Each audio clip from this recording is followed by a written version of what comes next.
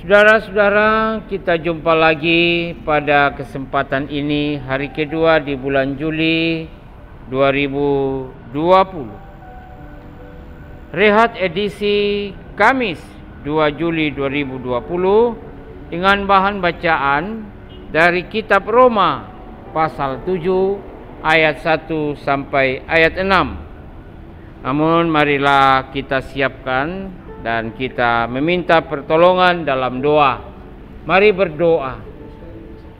Terpujilah namamu ya Allah, atas perkenan-Mu lah kami boleh menikmati hari yang baru di pagi yang indah. Kami boleh bersama-sama bangun dari tempat tidur dan kami boleh mengalami dan merasakan akan kehadiran Tuhan yang sungguh luar biasa. Terima kasih ya Tuhan. Saatnya kami mau merenungkan firman-Mu. Tolonglah kami ya Allah Roh Kudus, sehingga kami dimampukan untuk memahami firman-Mu ini. Ya Allah, berkenanlah kepada kami. Dalam nama Yesus Kristus kami berdoa. Amin. Roma pasal 7 ayat 1 sampai 6. Firman Tuhan, apakah kamu tidak tahu, saudara-saudara, sebab aku berbicara kepada mereka yang mengetahui hukum, bahwa hukum berkuasa atas seseorang selama orang itu hidup. Sebab seorang istri terikat oleh hukum kepada suaminya selama suaminya itu hidup. Akan tetapi apabila suaminya itu mati, bebaslah ia dari hukum yang mengikatnya kepada suaminya itu. Jadi selama suaminya hidup, ia dianggap berzina kalau ia menjadi istri laki-laki lain.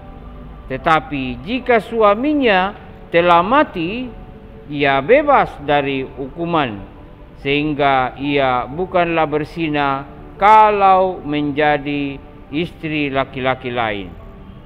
Sebab itu, saudara-saudaraku, kamu juga telah mati bagi hukum Taurat oleh tubuh Kristus, supaya kamu menjadi milik orang lain, yaitu milik Dia yang telah dibangkitkan dari antara orang mati, agar kita berbuah bagi Allah.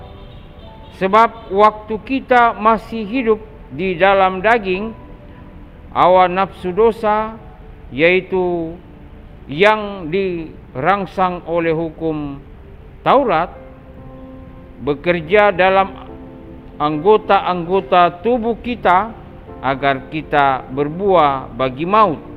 Tetapi sekarang kita telah dibebaskan dari hukum Taurat, sebab kita telah mati bagi Dia yang mengurung kita, sehingga kita sekarang melayani dalam keadaan baru menurut roh dan bukan dalam keadaan lama menurut hukum Taurat.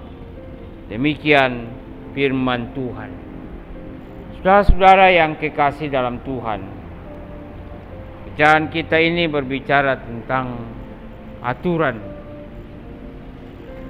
Karena itu tema kita dibebaskan dalam Kristus. Dibebaskan dalam Kristus.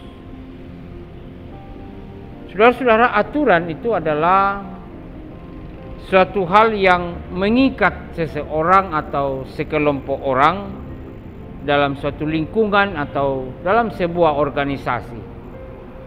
Sebab bisa kita bayangkan kalau tidak ada aturan, bisa terjadi hal-hal yang tidak kita inginkan. Nah, aturan-aturan itu ada yang mungkin sifatnya sangat ketat, tapi itu dilakukan supaya ada hal-hal yang perlu dijaga dengan baik. jika ada pelanggaran terhadap sebuah aturan, ya bisa-bisa berujung pada pemecatan siapa yang melanggar aturan. Dan tidak sedikit itu sudah banyak terjadi di tengah-tengah kehidupan kita, bermasyarakat maupun dalam organisasi-organisasi di mana kita ada. Dan hal itulah yang membuat seseorang atau sekelompok orang tidak bebas berbuat apa-apa karena adanya aturan. Nah, saudara-saudara, dalam suratnya kepada jemaat di Roma, Rasul Paulus menyampaikan bagaimana jemaat yang hidup terikat di bawah kuasa hukum Taurat. Kita tahu bahwa bagaimana mereka sangat ketat dengan aturan-aturan yang dilakukan dalam hukum Taurat. Bahwa selama berada di bawah hukum itu, hawa nafsu mereka dibangkitkan untuk berbuat dosa yang berujung kepada maut. Nah, Paulus menyamakan hal itu dengan ikatan pasangan suami istri, bahwa tidak boleh dipisahkan selain oleh apa? Kematian.